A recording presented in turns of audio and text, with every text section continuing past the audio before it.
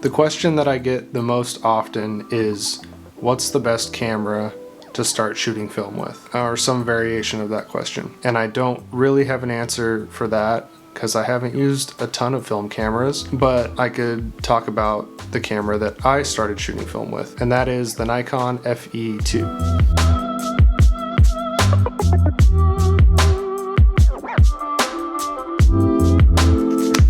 And the reason that I started with this camera is because it was really cheap. It was a really easy way to start shooting film again. I actually used to shoot film a long time ago. I've been taking photos for a very long time and making videos for a very long time, but I hadn't shot film in years. And then a couple years ago, I started kind of getting back into it and kind of rediscovered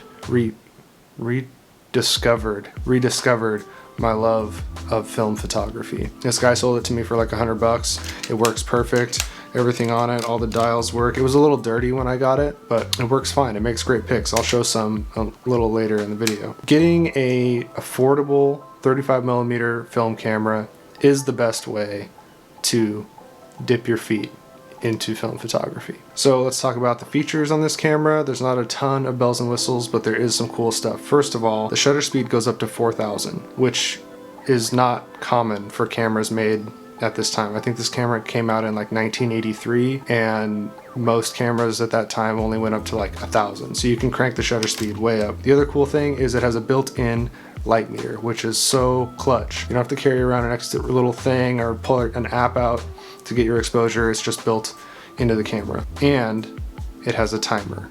This is cool. Listen to this.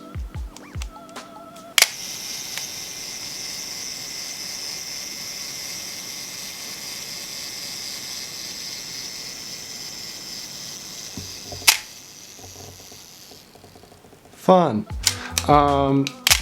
The shutter is nice and clicky. It also has bulb mode, so if you want to do night photography or something, you can do that. And I think the coolest thing about this camera, other than the fact that you can get them for pretty cheap, is that it has an auto mode. So it has an aperture priority mode. So you set the aperture to what you want to shoot at, and it'll just automatically choose a shutter speed for you, and it'll probably make really good pictures. Depending on which lens you pick up for this camera is probably going to change the quality of your photos a lot, but the lens I have on here is super cheap, and it's made some of my favorite photos that I've ever taken. It's also pretty small, which is cool, because you can just like throw it into a sling pack or whatever if you're going on a hike. If you don't want to lug around a huge heavy camera, that's nice. Medium format cameras are great, but they're not great to hike around with. So here are some photos that I took with this camera on a drive up to Angeles Crest Highway here in LA with my roommate Greg. We got a really cool sunset. It was beautiful and just like great views up there. And right as the sun was going down, we were getting ready to leave.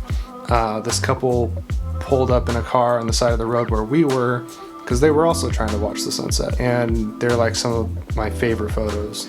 And it's all because I had this little guy with me. So yeah, this camera is what I would recommend to anybody who wants to get into shooting film. But really, I would recommend this to anyone. I hope you enjoyed this video. It's probably going to be really short. Please subscribe, like the video, and I'll see you in the next one.